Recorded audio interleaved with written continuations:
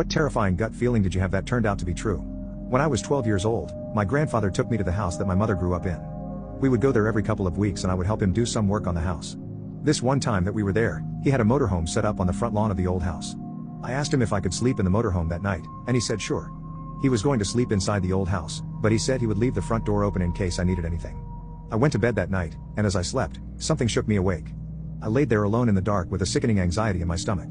I tried to ignore the feeling and just go back to sleep, but something was urging me to go inside.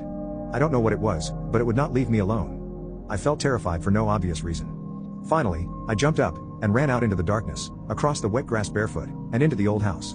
There were no lights and it was pitch black, but I knew my way around well enough that I ran upstairs to the bedroom where my grandfather was sleeping and jumped into bed beside him. The next morning, I remember my grandfather shaking me awake.